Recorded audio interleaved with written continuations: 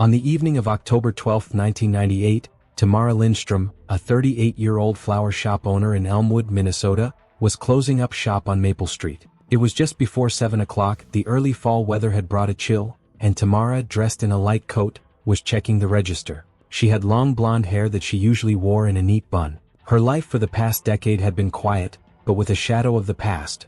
Her husband, Klaus Lindstrom, had disappeared in 1988 while on a business trip to Chicago. He was presumed dead after police found his car on the side of the highway with bloodstains on the seat. The investigation had reached a dead end, and Tamara, accepting her loss, had moved on with her life alone. That evening, as Tamara was about to turn off the light, there was a knock on the door. She looked through the glass and froze. There stood a man she had not seen for 10 years. Klaus Lindstrom, her husband, looked older, with gray hair in his dark hair and a scar on his left cheek that had not been there before.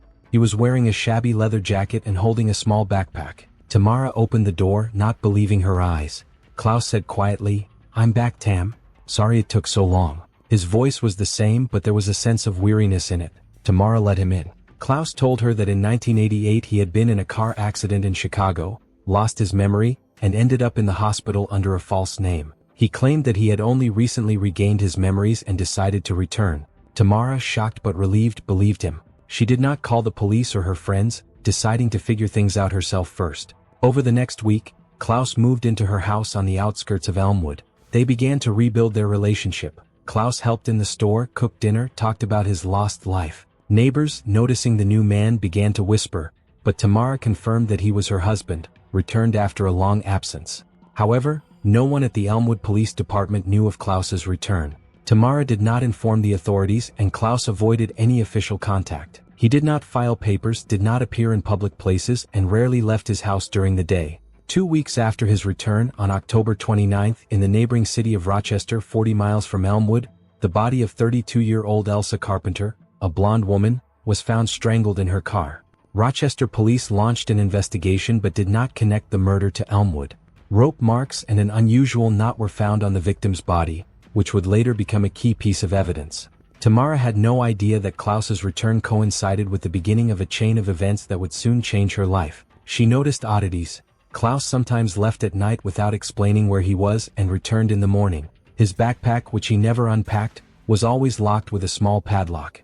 One day, Tamara noticed how Klaus, thinking that she was asleep, looked at old photographs of her with her blonde hair loose. His gaze was cold, almost alien. But Tamara brushed off her doubts, attributing them to the years of separation. Meanwhile, rumors began to spread in Elmwood. The local mailman, 50-year-old Oscar Berg, noticed that Klaus avoided conversation and always wore gloves, even in warm weather. Oscar shared this with the police station, but without an official request, no one investigated. In early November 1998, Klaus suggested to Tamara that they go to Minneapolis for the weekend to rekindle old feelings. She agreed, unaware that the plan would become part of something much darker. In early November 1998, Tamara Lindstrom and her returned husband, Klaus, were preparing for a trip to Minneapolis. Tamara, still thrilled by Klaus's return, saw it as a chance to recapture the lost years. She hadn't noticed how her husband had become increasingly withdrawn. Klaus often sat in the living room at night, leafing through old newspapers that Tamara kept in a box. He never explained what he was looking for. His demeanor remained calm, but there was tension in it, especially when the conversation turned to his past. On November 3rd, Tamara and Klaus left for Minneapolis. They stayed at a small motel on the outskirts of the city, in an area known for its cheap rooms and no questions asked attitude. Klaus insisted on staying there, explaining that he wanted peace and quiet. At the motel, he paid for the room in cash without showing any identification. Tamara didn't pay any attention to this, thinking that he was simply avoiding bureaucracy after a long absence. That evening they had dinner in their room and Klaus suggested that they take a walk around the city. Tamara agreed, but the walk turned out to be strange. Klaus led her down dark alleys, avoiding busy streets, and constantly looked back. The next day, November 4th, the body of 29-year-old Ingrid Soderberg, a blonde who worked as a waitress at a local cafe, was found in Minneapolis. She was found in an abandoned warehouse 3 miles from the motel where Tamara and Klaus were staying. Ingrid had been strangled with a rope with the same unusual knot as Elsa Carpenter in Rochester. Minneapolis police began an investigation, but there was little evidence. No fingerprints, no witnesses. Only a piece of fabric from a dark jacket was found at the crime scene, which did not provide any clues. No one has yet established a connection with the murder in Rochester. Tamara and Klaus returned to Elmwood on November 5th. Tamara noticed that Klaus had become even more silent. He had stopped helping out at the flower shop and was spending his days in the basement of their house, where he claimed to be fixing an old radio. Tamara went down there one day and saw Klaus sorting some papers, but he quickly hid them in his backpack. She did not ask him any questions, afraid to upset the delicate balance of their relationship. However, her concern grew.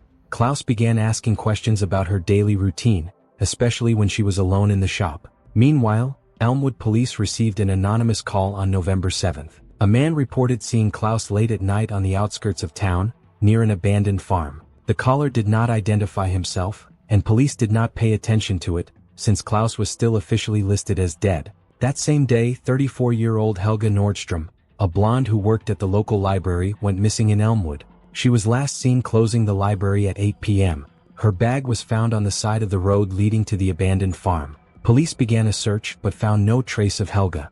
Tamara, unaware of Helga's disappearance, continued to live with Klaus. She noticed that he began going out more often at night, returning with the smell of dampness and earth on his clothes. One day, on November 10th, she found a small piece of paper in his jacket with an address in Rochester. The address matched the location where Elsa Carpenter's body was found. Tamara decided not to question Klaus directly, but her suspicions grew. She began to monitor his movements, recording when he left and returned. Her notes showed that Klaus was absent on the night of Helga's disappearance. On the evening of November 12th, Klaus suddenly suggested that Tamara change her hair, cutting her long blonde hair into a short dark one. He said it would refresh her look. Tamara, surprised, refused, but the conversation left her feeling uneasy. She began to remember details of their life together before his disappearance in 1988. Klaus had always been reserved, but sometimes he had a strange obsession with her appearance, especially her blonde hair. She hadn't attached any significance to it at the time, but now the memories seemed ominous. Elmwood police, meanwhile, began looking into the old case of Klaus's disappearance. Detective Arvid Lund, a 42-year veteran of the precinct, requested access to the 1988 file. He discovered that the blood in Klaus's car had never been identified and his body had never been found.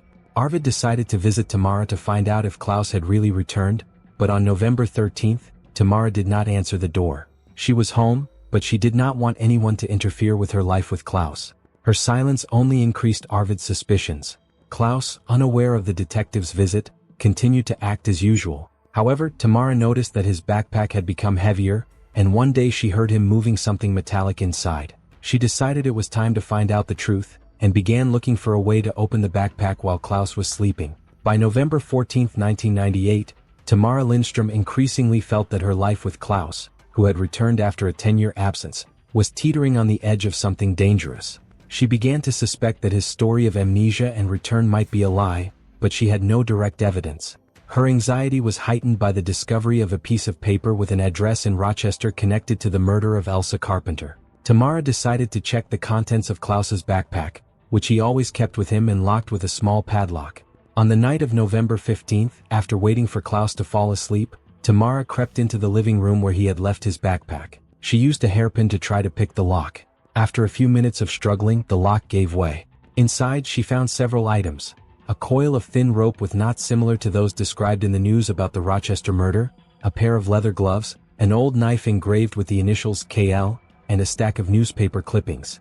The clippings, dated 1987 to 88, concerned the disappearances of young women in Chicago, all of whom were blonde. Tamara froze, realizing that these finds were not random. She quickly returned everything to its place, closed the backpack, and went to bed, deciding to talk to the police in the morning. The next day, November 16th, Tamara went to her flower shop but found it difficult to concentrate on her work. She called the Elmwood police station and asked to meet with Detective Arvid Lund, but did not mention Klaus, fearing that her suspicions might be wrong. Arvid, already interested in Klaus's case due to old material from 1988, agreed to meet that same day. However, Tamara did not have time to get to the station. At noon, Klaus showed up at the shop unexpectedly, something he had never done before. He said he wanted to help with a flower delivery and insisted that they go together. Tamara, not wanting to arouse suspicion, agreed. That same day, Elmwood police received the results of an analysis of the rope from the Minneapolis murder scene of Ingrid Soderberg. The knot used to strangle her was rare, a so-called seaman's double-loop knot, which was rarely seen in everyday life but was popular among sailors and mountain climbers. Detective Lund asked for information on similar knots in other unsolved cases and found a match with the Elsa Carpenter murder and another case in Chicago in 1987, where 27-year-old blonde Liv Thorne went missing. Lund began to suspect that a serial killer was operating in Elmwood, but he could not yet connect it to Klaus. Meanwhile, Klaus and Tamara delivered flowers to a house on the outskirts of town. During the trip, Klaus behaved unusually. He asked questions about her clients, especially women with long blonde hair. Tamara, remembering the contents of the backpack, began to get nervous but tried not to show it. After the delivery, Klaus suggested stopping by an abandoned farm to watch the sunset. Tamara refused, citing her busy schedule, and Klaus, without insisting, drove her home. In the evening, she noticed that his backpack had disappeared from the living room. On November 17, police found the body of Helga Nordstrom, the missing librarian, in the woods near an abandoned farm. She had been strangled with a rope with the same distinctive knot. At the crime scene, tire tracks were found that matched Tamara's car, an old Ford pickup truck that Klaus sometimes used for trips.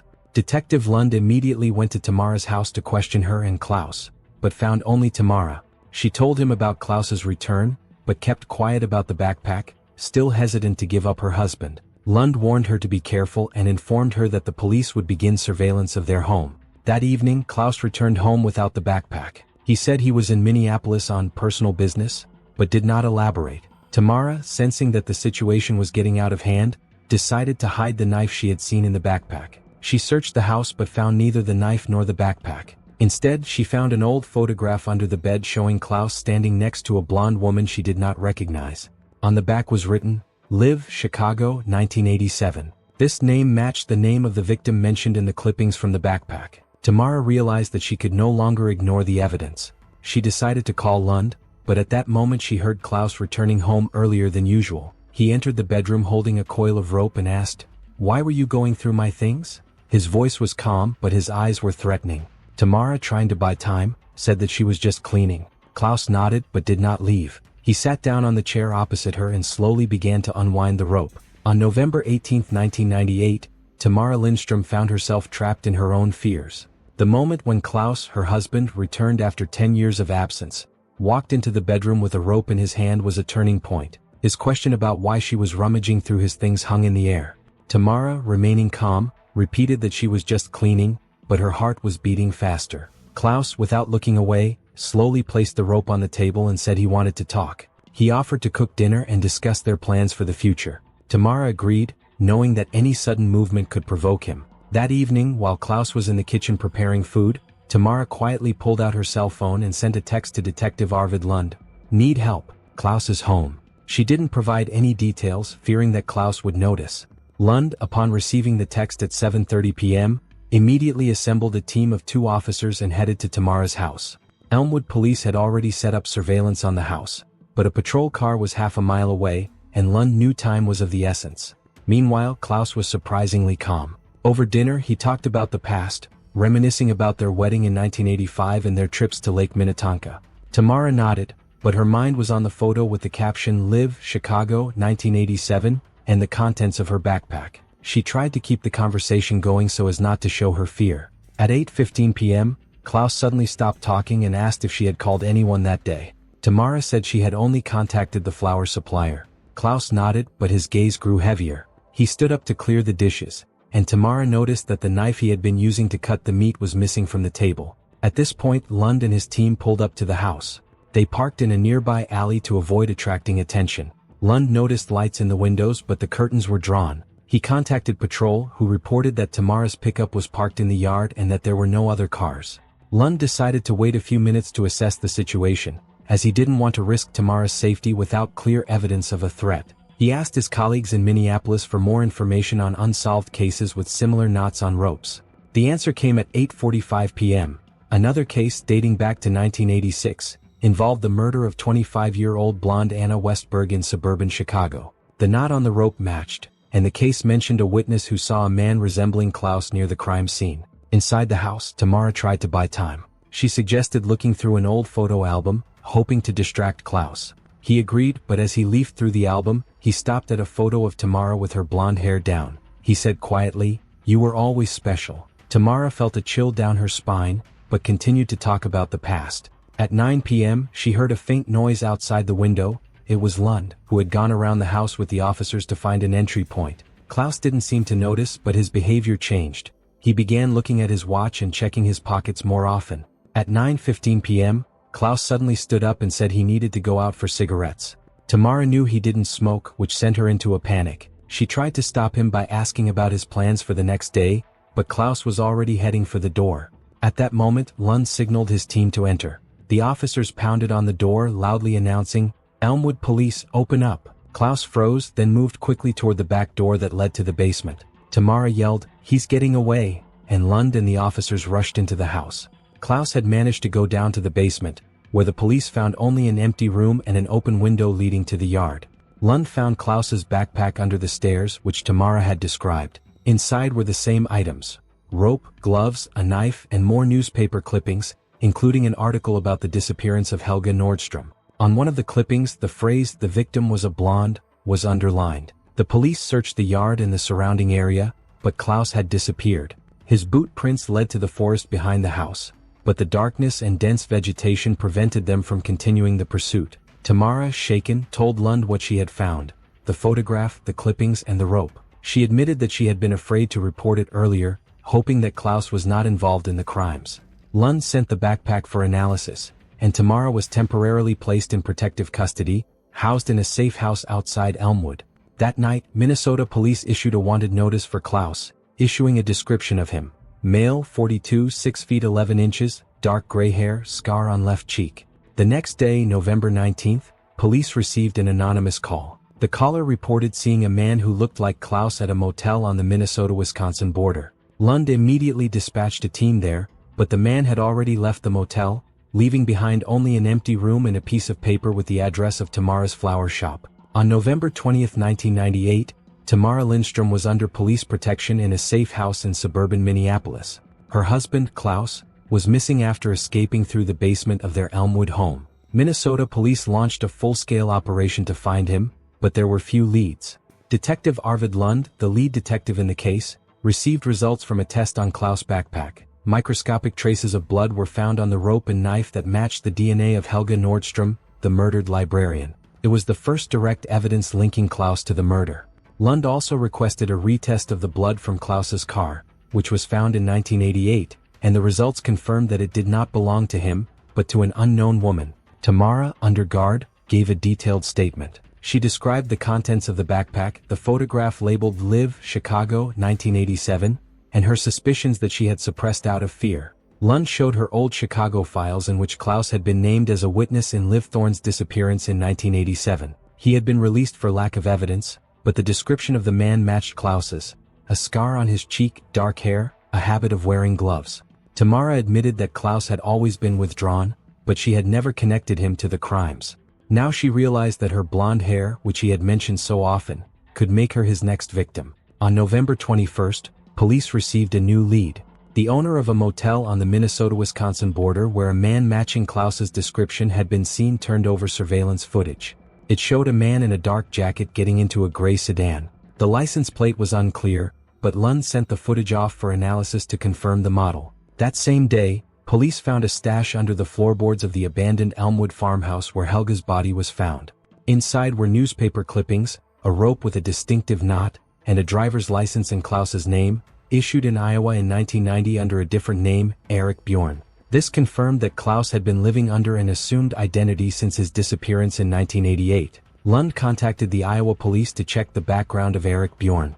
It turned out that under this name, Klaus worked as a mechanic in the small city of Des Moines from 1990 to 1995. During this period, 2 women, both blondes, went missing in Des Moines, but the cases remained unsolved. Police began to suspect that Klaus might be involved in a series of murders spanning more than a decade. Lund put together a timeline: the disappearance of Liv Thorne in 1987, blood in Klaus's car in 1988, the disappearances in Iowa from 1990 to 1995, the murders of Elsa Carpenter and Ingrid Soderberg in 1998, and the death of Helga Nordstrom. On November 22nd, Tamara agreed to cooperate with the police to lure Klaus. She called a number Klaus had once used and left a voicemail begging him to come back and explain himself. The police traced the signal, but the phone was switched off. That evening at Tamara's flower shop, which remained under surveillance, someone broke a window and left a note: "You're next." The handwriting did not match Klaus's, but the police suspected that he might have hired someone or left the note to intimidate Tamara.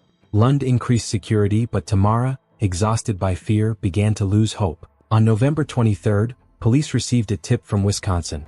A gray sedan similar to the one seen in the video had been spotted at a gas station in La Crosse. Officers arrived to find the car abandoned. In the trunk was a roll of rope and a photo of Tamara with her eyes cut out. This was the final piece of evidence that Klaus had planned to kill Tamara.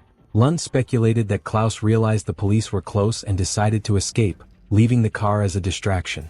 On November 24, Tamara was found dead in a safe house. She had been strangled with a rope with a distinctive knot. Security reported that they had not noticed anything suspicious, but cameras recorded a shadow that flashed in the yard an hour before the body was found. Despite the search, Klaus remained at large. Police expanded the search to neighboring states, but there were no leads. The Klaus Lindstrom case became one of the most high-profile in Minnesota, linking him to 5 confirmed murders and a dozen unsolved cases. Tamara, who became the last victim, never learned the whole truth about her husband. The investigation revealed that Klaus Lindstrom had likely been leading a double life since the 1980s, hiding his involvement in the blonde murders. His return to Tamara was no coincidence. Police believe he planned to make her his final victim, perhaps to end the cycle of crimes. The lack of direct evidence other than the rope and knife complicated the investigation. Klaus was never caught, and his whereabouts remain unknown. The case remains open, a reminder of how the past can return with unexpected and devastating force.